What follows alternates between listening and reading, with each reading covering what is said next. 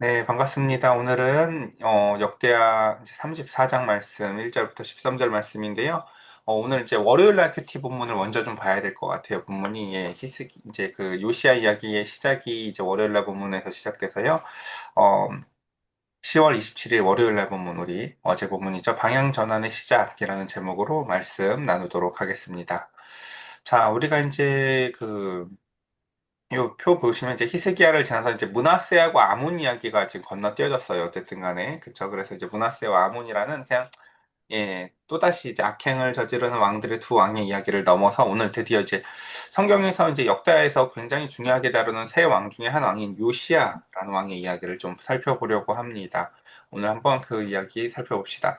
요시야가 왕위에 오를 때의 나이가 8세라라고 이제 시작이 되어집니다. 그쵸? 굉장히 어린 나이에 이제 왕위에 오르게 되었습니다. 아버지였던 아몬이 암살을 당하고 이때가 언제냐면 북이스라엘이 멸망한 지 약 90년쯤 되었을 때입니다. 그러니까 우리가 참 그 역사를 배울 때 무기력감을 느낄 때가 언제냐면 인간의 삶이 짧잖아요. 그쵸? 예. 우리는 이렇게 통전적으로 몇백 년, 몇천 년을 이렇게 중간에 배워나가지만 우리는 그 가운데에서 길어야 100년을 그 중간 어딘가를 살다 간다고요, 사실은. 전 그래서 그런 생각을 해보거든요. 이렇게 이 왕들의 이야기를 볼 때 나는 어느 시대에 살았었으면 좋았었을까라는 생각들을 해봐요. 솔로몬 시대 때 살았으면 참 불안했을 것 같아요. 뭔가 보기에는 아름답지만 백성들의 이면에는 늘 불만과 고됨이 함께 있었고, 눈으로 보는 것들은 아름답게 채워졌지만, 그 가운데에서 사실은 늘 분열의 조짐이 있었던 것들처럼. 근데 요 요시아 때 살았으면 어땠을까라는 생각들을 해보는 게, 앞에 이제 모든 것들이 지금 북이스라엘도 이제 아술에 의해서 멸망했고, 그 가운데서 아버지 왕들도 또, 뭐 그쵸. 하나님을 찾지 않는 정말 모든 것이 무너진 자리 가운데서 어린 왕 요시아가 그 자리에 등극해서 이제 다시금 무너진 재단을 하나하나 회복하고 쌓아가는 이야기를 살펴볼 텐데요. 이런 시대에 살았었으면 참 재밌었겠다라는 생각들 한번 해보게 됩니다. 오늘 봅시다. 요시아가 그래서 이제 나이가 8살 때 이제 왕위 등극했고요. 예루살렘에서 31년 동안 다스렸다라고 합니다. 그리고 그의 평가가 무엇입니까? 우리는 이제 우리의 평가를 어떻게 해요? 우리가 이제 사람의 값을 장례식에서 매겨진다라고 얘기를 하죠. 그 사람이 죽고 나면 그 사람의 평판. 하지만 성경은 이야기합니다. 사람의 값은 사람의 평판으로 남는 게 아니라 하나님이 보시기에 어떠한지라는 것입니다. 우리 각 사람의 삶의 값이 있습니다. 그것은 하나님이 우리를 보시기에 어떠했는지에 대한 평가로 이어지는데요. 요시아의 삶을 하나님은 이렇게 평가하십니다. 정직하게 행했고, 우리 이 말로는 이제 저 완전하지 않다는 거 알죠? 저 앞에서 얘기했죠. 정직하게 행했다는 걸로는 온전하지 않아요. 겉과 속이 같은 것도 되게 중요했죠. 근데 놀랍게도 그는 조상의 다윗의 길을 걸었다라는 이제 평가를 받습니다. 이런 평가를 받는 왕이 잘 없다는 거 여러분 앞에서 보셨을 거예요. 다윗의 길을 걸었다 이런 평가 받는 왕이 앞에 봐봐야 여호사밧이랑 히스기야 정도 있지요. 그러니까 우리가 뭐가 잘 사는 걸까요, 여러분? 그냥 생각해보면, 그죠? 몸 크게 아프지 않고, 큰 사고 없고, 그리고 뭐 자녀들 잘 키우고, 물질적으로 어렵지 않고, 뭐 사람들이 이런 것도 생각할 것 같아요. 잘 산다는 게 뭔가. 그래서 뭐 1년에 한두 번씩 해외여행도 가고, 뭐 먹고 싶은 거, 입고 싶은 거, 뭐 제약 없고, 이런 걸 잘 산다고 생각할지 모르겠는데, 성경에 있어서 우리가 하나님은 우리에게 잘 사는 것은 무엇이냐면은, 하나님이 우리에게 주신 말씀에 따라 길을 걷고 있느냐라는 것입니다. 자, 즉 오늘 이 요시아의 직위는 왕이었어요. 왕이 하나님 앞에서 잘 산다는 것은 신명기 17장에 나타나는 말씀에 따라서 잘 살았냐는 거예요.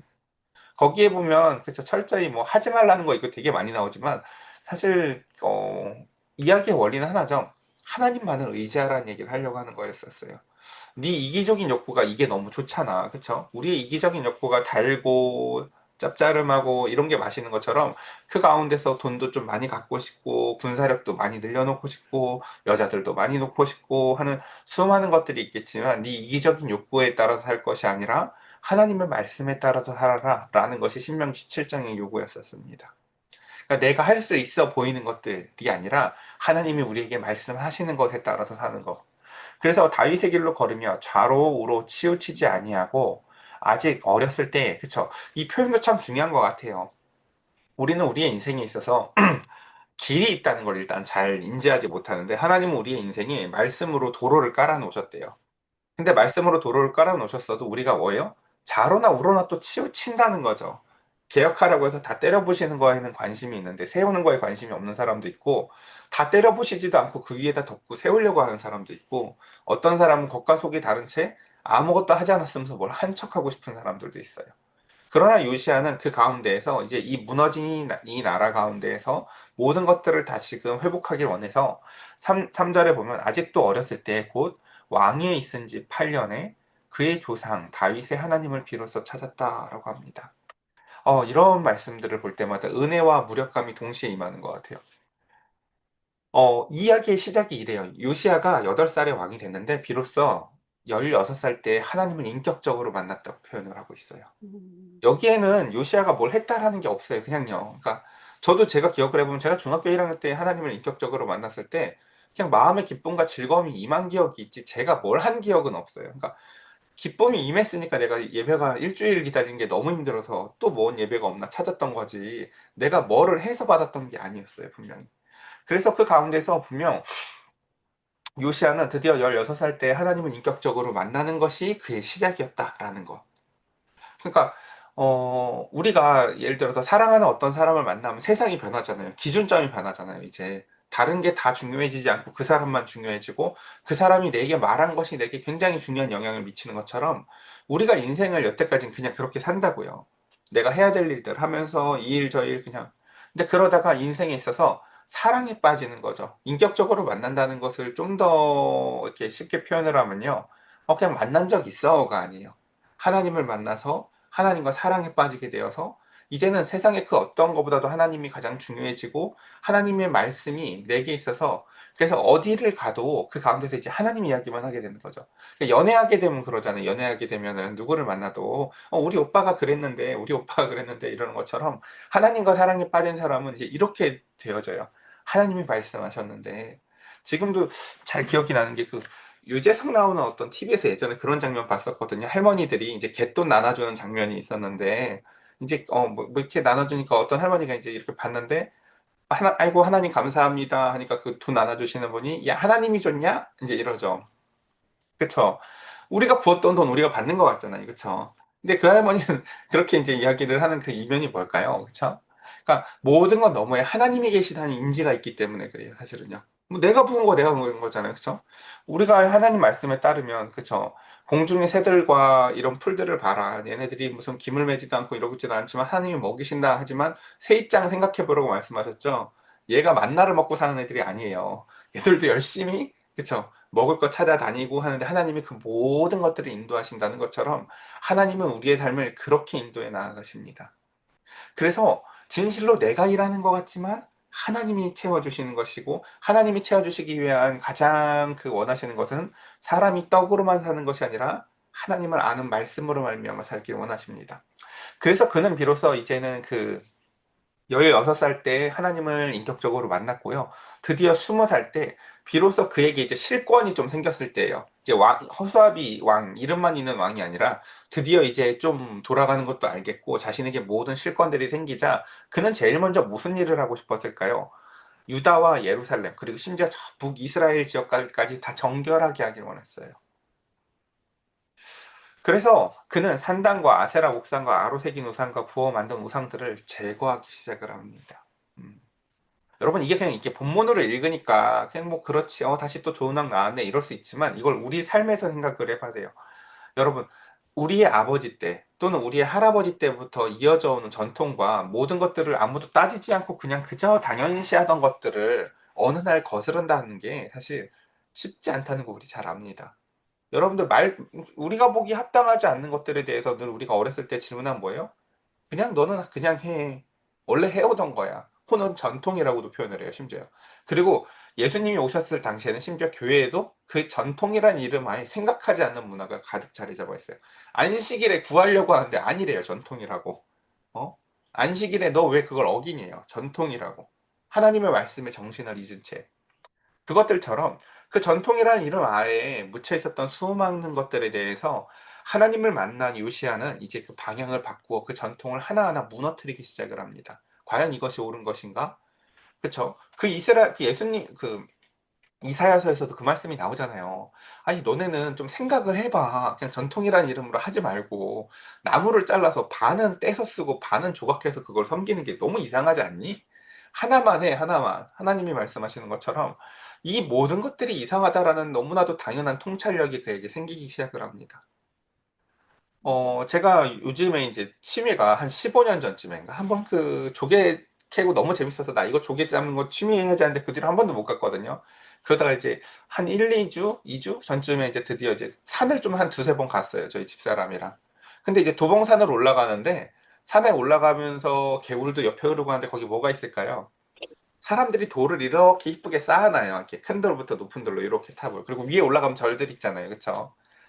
제가 어렸을 때부터 말썽꾸러기 기질이 되게 있어가지고 난 그런 거 보면 꼭 무너뜨려 보고 싶더라고.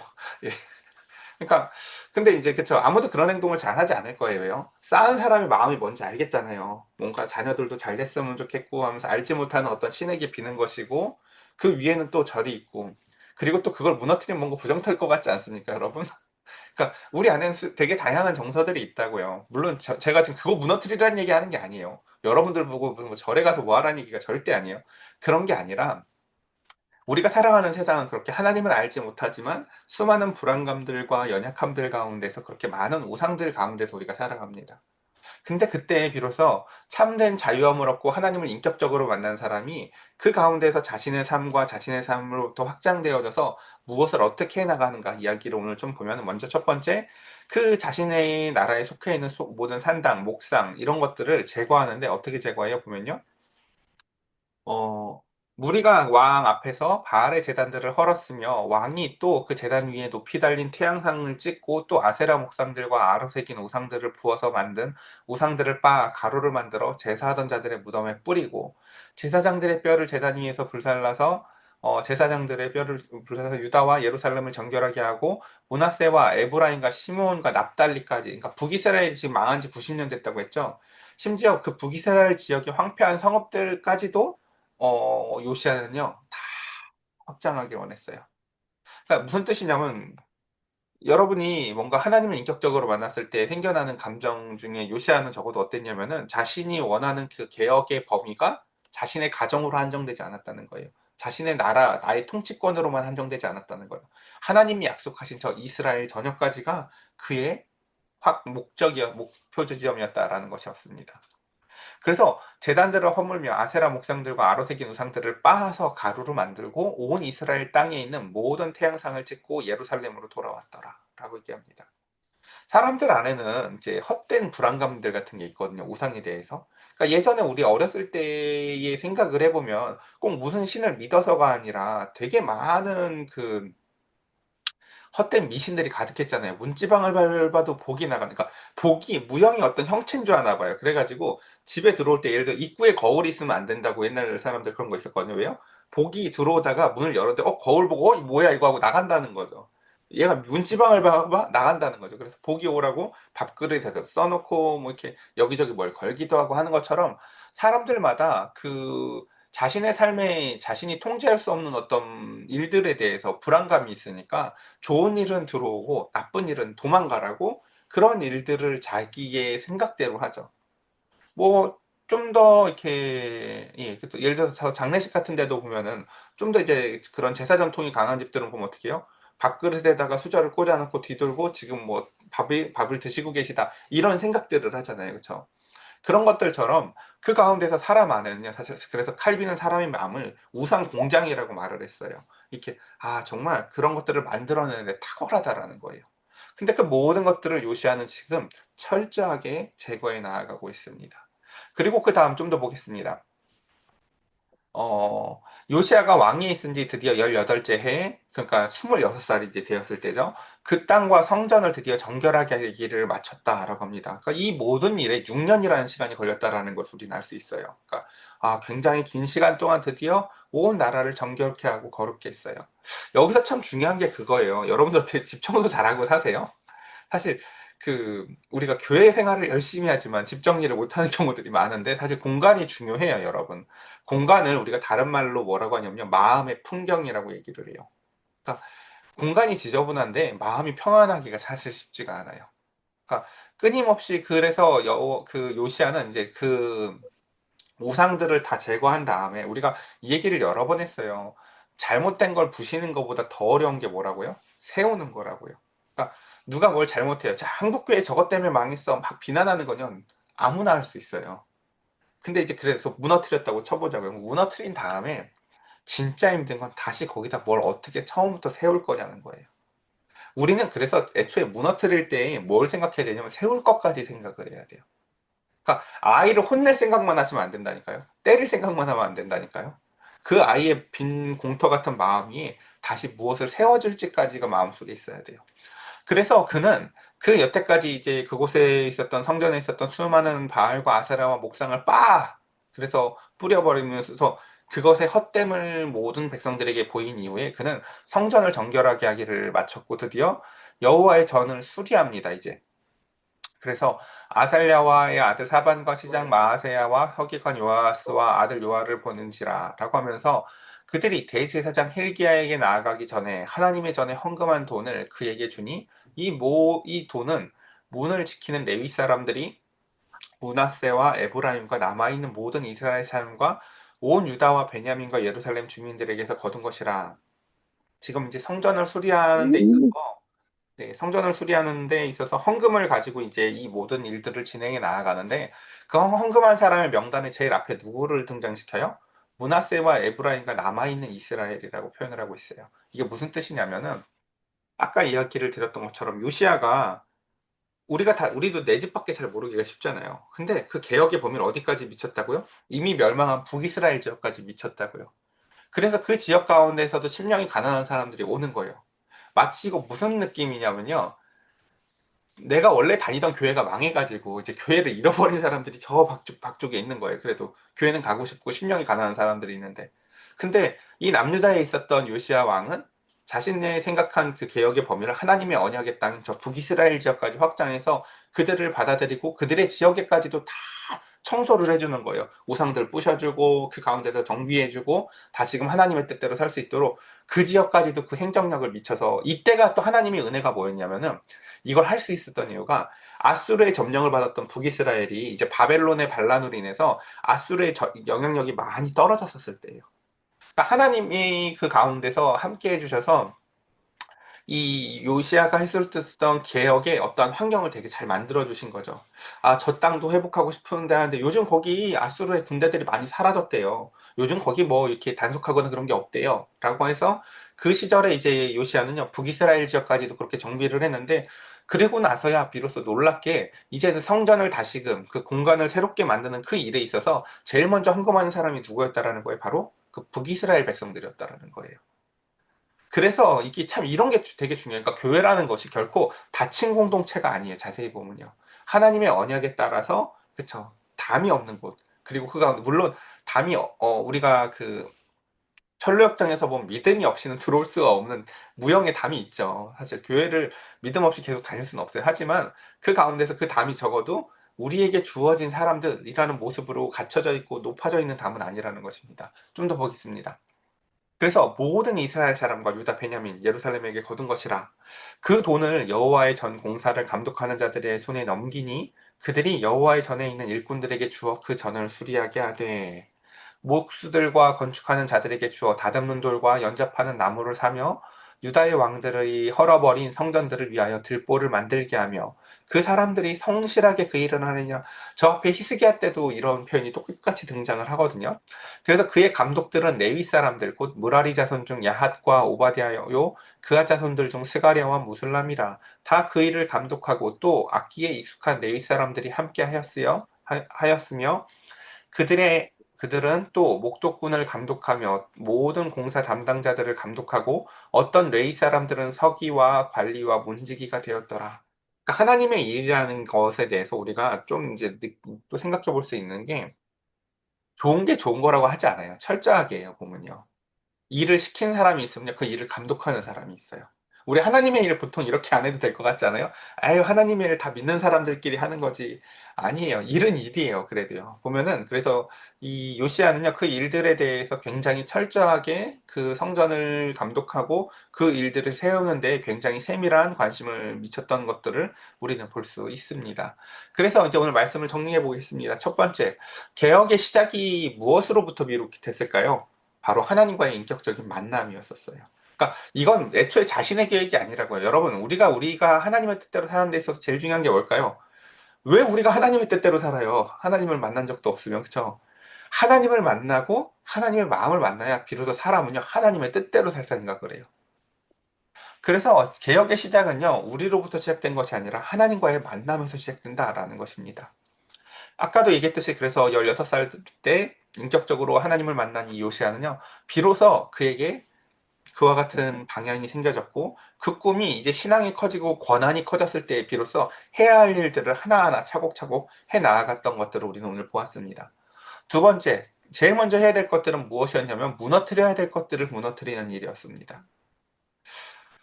어, 우리가 우상을 무너뜨리는 게 사실 쉽지 않아요. 왜냐면은 우리는 우상을 사랑하거든요, 사실은요. 불안감이 있어요, 불안감이 사실은요. 이 우상이 없으면 안 될 것 같은 불안감이 있다고요. 근데 여러분, 나 이게 너무 해주고 싶은 말인데, 여러분, 어, 진짜 사랑은요, 여러분, 불안한 거예요, 사실은요. 어, 우리가 우상을 만들어 놓고 불안감을 줄여나가거든요. 이게 지켜줄 거야. 이게 불을 안 나게 해줄 거야. 이게 우리의 삶을 지켜줄 거야. 여러분, 근데 하나님 믿으면 그런 불안감이 사라지나요? 아니에요, 사실요. 우상이랑 하나님의 차이는 뭐냐면요. 우상은 그걸 만들어 놓고 내 불안감을 이제 어디다 잃어버리는 거예요. 근데 하나님은요, 그 불안감을 떠안고 사랑하는 거예요. 여러분, 사랑은요, 원래 다 불안한 거예요. 잘 생각해 보면요. 그러니까 불안감이라는 게, 그러니까 우리가 기독교 신앙에서 조금 착각하는 게 뭐냐면은, 하나님은 평안을 주시는 하나님이니까, 불안감을 되게 배척하거든요. 이거 마귀 새끼가 주는 거야. 이럴 수가 있어요. 아니에요, 여러분. 그러니까 그 평안을 잃어버린 불안감을 얘기하는 게 아니라요. 사랑이라는 것이 고유하게 갖는 원래 불안이 있어요. 사랑 안에는 원래 불안이 숨어져 있어요. 우리 잘 보세요. 지금 이게 희수가 있잖아요. 예를 들면 저 아이가 저기에서 그쵸 그 사랑하는 희수가 저 먼 땅에서 저렇게 여러 가지 일을 하면서 언어도 배우고 성장해 나아가는 게 너무 이쁘고 기특하고 아름답지만 우리가 그 희수를 생각했을 땐 속에 불안감도 있다고요. 아이가 저 먼 땅에서 힘들거나 아프거나 이러면 어떡하지? 라는 걱정과 염려가 늘 함께 공존하는 게 바로 사랑의 본질이라고요. 걱정하는 게 사랑하는 게 아니에요. 불안해하는 게 사랑하지 않는 게 아니라고요. 마찬가지로 그 가운데서 우리가 하나님을 사랑할 때 하나님은 그 사랑 안에 그걸 우리가 그래서 이것을 사실은 저 구약 성경에서 배웠어요. 뭐라고 배웠냐면 모험적인 헤세드라고 배웠어요. 사랑은 원래 불안하면서도 모험적인 것들을 감당해 나아가는 모습을 가져요. 롯이 그렇게 하죠. 그쵸? 시어머니를 사랑하고 그 가운데서 보아스의 밭에 모험적인 헬스들을 행하러 들어가잖아요. 그것처럼 항상 사실 하나님의 뜻대로 살아가는 것은 우리가 믿음이 없어서 불안한 게 아니라 사랑의 본질적 속성 안에도 바로 불안이 존재한다라는 거 우리가 꼭 기억했으면 좋겠습니다. 그래서 무너뜨리는 개혁이 왜 힘든지 아시겠어요? 내가 우상들을 믿고 마음을 평안하게 놨었는데 이제 그걸 무너뜨리는 거예요. 나 뭐 마음이 조금 불안해도 나 그거 믿고 살 거 아니야. 하나님 믿으며 살 거야 라는 거예요. 그러니 우상을 협파하는 게 얼마나 힘든지 우리가 알 수 있어요. 그렇죠? 세상에 마음 불안하게 살고 싶은 사람이 어디 있습니까? 그렇죠? 그러나 사랑의 본질이 그러하다라는 것입니다.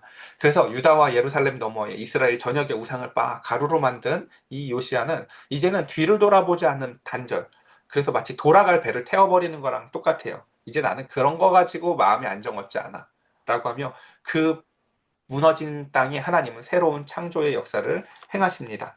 자, 마지막입니다. 그리고 마지막에 드디어 세우는 개혁을 행해 나아가는데요. 요시아는 그 위에 드디어 방치되고 부정해졌던 성전을 수리하는데요. 그 성전 수리의 핵심이 뭐였습니까? 제일 첫 번째 보면요. 지도자의 결단이 있었는데 지도자의 결단이 어디까지 미쳤어요? 바로 저 북이스라엘까지 미쳤다는 거예요. 왜요? 이게 하나님의 뜻이었으니까. 이게 만약에 그냥 남유다의 어느 왕이었으면 남유다만 했었을 거예요. 우리도, 야, 우리 집도 먹고 살 게 없는데. 야, 우리도 앞선 왕들이 망쳐놓은 게 한가득인데, 이 땅도 개혁하기가 버거운데, 우리가 저기까지 어떻게 신경을 씁니까? 그쵸? 근데 놀랍게도 이 일은 하나님이 시작하신 일이었기에 그는 그 범위를 북이스라엘 지역까지 확장해서 개혁해 나아가고 그 일에 대한 응답으로 하나님은 북이스라엘 백성들의 마음을 움직이셔서 그들이 먼저 자발적으로 헌금하게 하셔서 성전 수리에 가장 큰 역할을 감당하게 하십니다. 이와 같이 우리는 하나님의 일은 하나님의 만남으로 시작되어서 하나님의 뜻대로 이루어져서 세워지는 것이라는 것 우리가 오늘 함께 같이 살펴보았는데요. 오늘 말씀 우리 함께 같이 기억하면서 하나님, 우리가 조금은 불안하더라도 헛된 우상을 가지고 마음의 평안을 누리는 것이 아니라 하나님을 끌어안고 내가 이 상황이든 저 상황이든 다 능력 가운데서 함께 하신 하나님 앞에 행할 수 있습니다. 라는 믿음의 고백을 드리며 함께 같이 이 시간 기도에 나아갑시다. 우리 함께 기도합시다.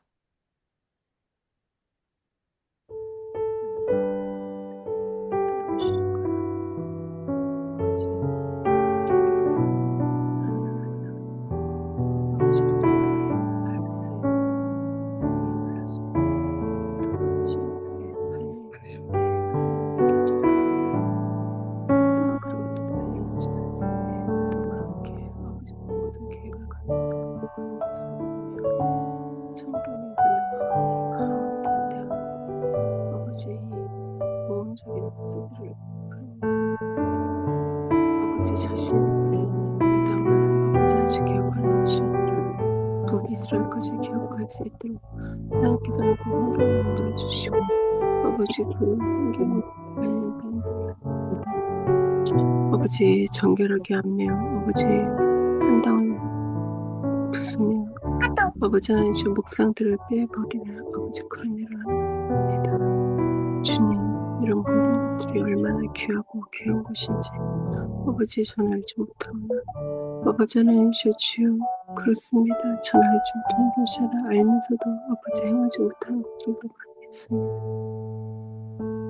아버지 참으로 이 역대기에 보면 너무도 아버지 하나님의 사랑이 너무도 크고 하나님의 사랑이 너무도 좋습니다. 그 사랑으로 인해 내가 아버지 사랑합니다. 역대기에 하나님이 잘못된 것을 숨겨주시고 잘한 것만 말씀하시는 그 하나님 내가 아버지 역대기를 사랑하는 것이 아버지 그런 하나님의 특성을 강구하는 것이 아닌지 모르겠습니다. 나의 잘못된 것은 가르쳐주시고 나의 후배라도 하나라도 작은 것이라도 다른 것이 있다면 그것을 부각시키는 우리 하나님을 의지하며 그 하나님 앞에서 합니다. 아버지 악한 문화들라도 또한 그렇게 마음을 준비하게 했을 때 하나님께서는 그 악한 길에서 아버지 가득히 한 것을 보시고 아버지 그 모든 것들을 회복시켜주시는 그 하나님 감사드립니다. 하나님 도와주소서. 아버지 내 마음도 아버지 아버지 주 안에서 항상 아버지 하나님 성실하게 살아가는 자 되어질 수 있도록 하나님 도와주시옵소서. 아버지여 감사합니다. 내 아버지 오신 주님. 네, 제가 짧게 기도드리겠습니다. 하나님, 우리의 삶에 있어서 수많은 우상들이 있습니다. 이거 없으면 어떻게 살아? 요즘 이거 없으면 어떻게 살아? 수많은 우상들을 세우고 살아가는 이 시대에 하나님, 우리가 어떠한 우상들로 말미암아 마음을 놓고 사는 것이 아니라 조금은 불안할지라도 하나님만을 끌어안고 온전히 하나님의 말씀대로 살아가기 원합니다.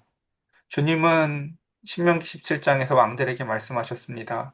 너 군사력을 의지하여 그거 우상으로 만들지 말고 살아라. 너 여인을 많이 두어서 그것을 우상으로 만들고 살지 말아라. 너는 그들의 발목을 끊고 전차를 많이 사오지 말고 그 가운데서 주의 말씀대로 날마다 말씀을 필사하며 그것을 가까이 두어 여호와 하나님을 사랑하라 말씀하셨습니다. 주님, 우리 한 사람 한 사람 그 말씀에 따라 살기 원합니다. 내게 주어진 이기적인 욕구에 따라서 내 사람만, 내 가정만 챙기는 것이 아니라 하나님께서 그 경계선을 이스라엘이라 말씀하셨으니 요시아는 그의 행정력을 넘어서는 그 지역까지도 하나님의 말씀의 뜻을 따라 행하였습니다. 그리고 수많은 가난하고 심령이 가난하고 목마른 자들이 이제는 예루살렘으로 몰려들고 먼저 함께 같이 그 말씀에 응답하며 그 마음의 응답을 오늘 함께 같이 살펴보았습니다. 우리 사랑하는 성도들, 이제는 우상을 철저히 제거하게 하시고, 오직 그 무너진 삶의 자리 위에 세워지는 영광의 십자가를 바라보게 하여 주시옵소서. 옛사람이 아니라 나도 알 수 없는 새롭게 창조된 새 사람을 통하여 살아가는 우리 한 사람 한 사람의 삶이 세워지는 이 가을이 되도록 성령의 은혜를 더하여 주시옵소서. 우리 주 예수 그리스도의 이름으로 기도드렸사옵나이다. 아멘.